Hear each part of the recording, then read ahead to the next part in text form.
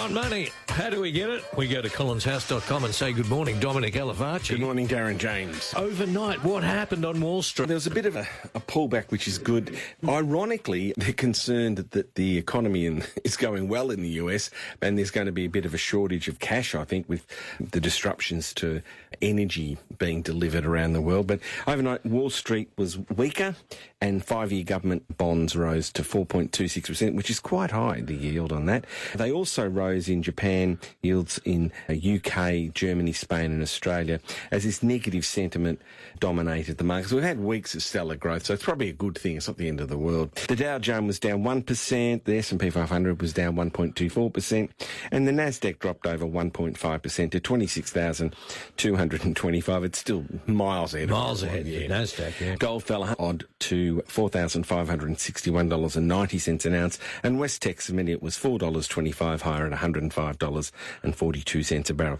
The $8 was steady against the greenback and is currently buying 71.5 US cents, with the ASX 200 SPY 38 points lower, pointing to a weaker start on Monday, following Friday's effort where our market fell a modest 10 points to 8,631. Okay, now we have some calls already, Dominic. 133693. April joins us. Good morning. Hi, Dominic. How are you going? Good, thank you, April. How can we help? Just a quick question with regards to my superannuation fund. It's been with Asgard. I'm thinking you've heard of them. Yeah, I know them. I've been really happy with them since I've been with them over the last 10 years. Yep. And then I got a notification late last year that BT Super were taking them over or something. You know anything about that? Yeah, it's legit. But do you have a financial advisor? Yeah, I have, but they haven't been really that helpful. How much do you have in your fund, April?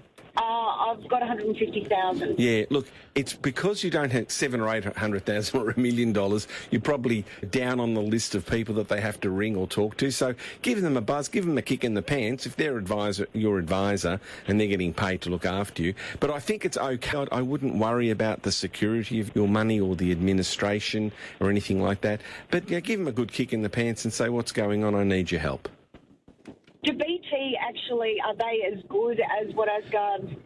Look, it's basically, what happens is it's a bit like when one company acquires another company. For example, 3AW has been acquired by someone else. Yeah. 3AW is still managed exactly the same way. Yeah. And there's a new owner. So that's the sort of thing that will happen. The new owner, there'll be some synergies. They hope to be able to cut costs like they're doing here at 3AW without it's being rude to the new managers, the new owners, and that's called synergies. They money out of it. But essentially, the same quality people like Darren and everyone else on the programs are going to be there. So I would say the features will be very much the same, if not better. Okay, thanks, April, for the call. The lines are free if you'd like any advice from Dominic. 133693.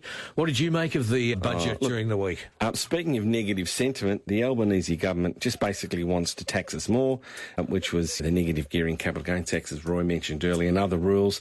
Jim Chalmers' fifth budget, I think our Prime Minister's dishonest. Simple as that. There's no other way to describe him. And I get cross because when I speak to people about their planning, we plan 5, 10, 15 years in advance. Yeah. The rules are here. We then plan, and these nongs in Canberra who are only interested in getting re-elected and have no credibility whatsoever. And say the negative gearing rules won't change, and then they do, and you've planned for it. We do all this bloomin' work for them. Yeah. And then the dishonest Albanese and Jim Chalmers they just lied. So it's very frustrating. I don't mind if they said, we're going to change the negative gearing. That's their prerogative. They got elected. But to get elected on a platform that they were not going to change it, and then they do, it stuffs everybody up. The learnings from all of this, you're always going to pay much more tax if you strive to build wealth under a socialist Labor government. There's no question about that. You can't trust anything that comes out of Albanese's mouth anymore. He's just simply dishonest. Australia's future is looking grim. I was speaking to some people who migrated to Australia a little while ago. They think they've made a mistake. Really? One guy was saying it's reminding him of countries that have gone backwards so much. And I think for people who are aspirational, I think they've kicked us in the guts, I should say, the government. There's no incentives, and Banana Republic, here we come. Wendy, good morning. Good morning, love your show. Just got a question for Dominic. I'm quite concerned about just investing some money short term. I do have a financial advisor, Dominic. I want to contact your office actually, but retired, looking to go back to work 2 days a week, and I can't put any more money into my self-managed super fund. So where would you best suggest? Why can't you put money into your self-managed super fund, Wendy? It was the advice I received on my financial advisor because I'd retired and then I'd made How old are you? Contribution. 61. Now, can you make a non-concessional contribution? Have you put more than $120,000 in last year and $360? You put $360 in as well? Yes. Okay. If you've done that, so how much you have in super, did you say? Super, I've got 360 plus and shares. Yeah. Okay. It's unusual that you can't put more into super, concessional or non-concessional, and because you've got under $500,000, you may be entitled to catch-up contributions. So either go to your financial advisor and get them to check the ATO portal, or your accountant, in actual fact, to see whether you have any concessional caps left. Because if you've got $300,000 in super, you're well under the $500,000 limit, Wendy. So I question that first. But secondly, if it does turn out to be you've used your caps up, are you looking for some fixed-term rates? Is that what you're looking for? Yes. Okay, how long do you want to invest the money for? 1, 2, 3, 4, 5, 10 years? What's the story? At least 12 months, maybe 2 max.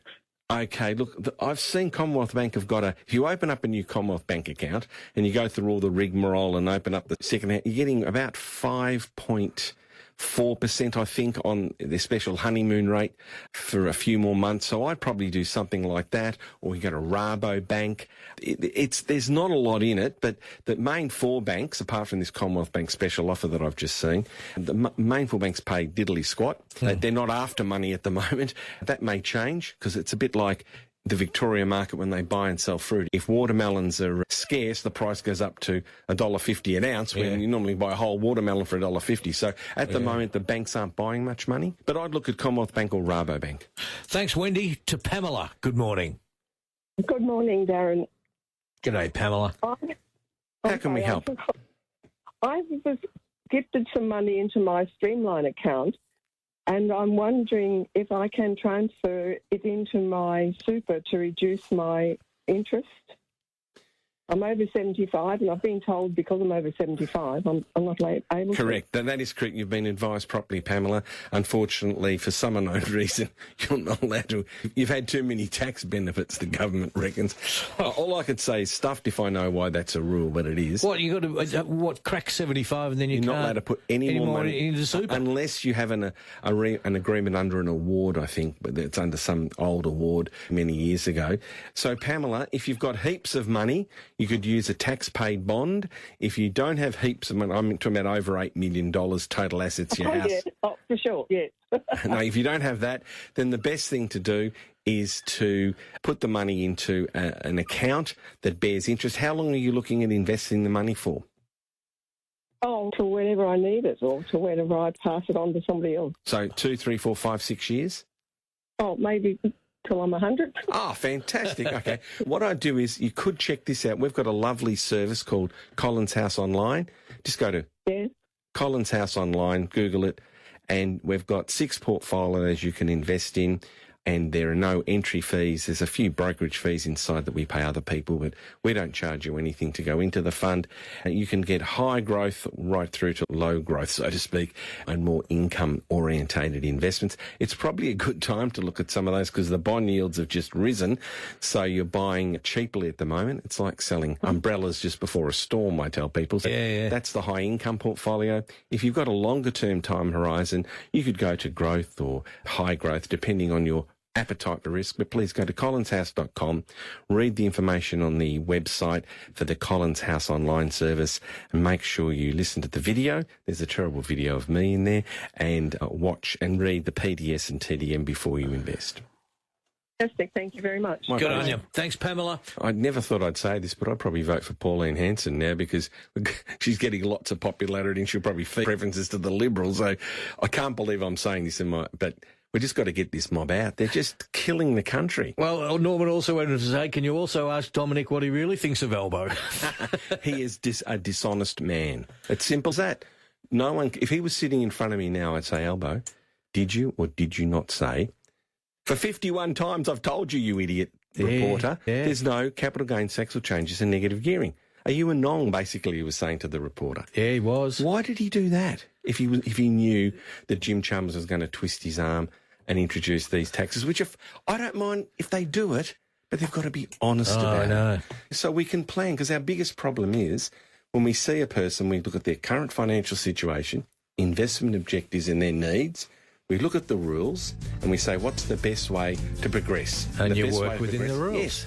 Then they change them, pull the rug from under us, and we're sitting there. I won't say what we're sitting there, but it's very disappointing and hurtful and dishonest. Good on you, Dominic. Dominic Alafaci. Contact him via collinshouse.com. You enjoy your weekend. Thanks, Darren.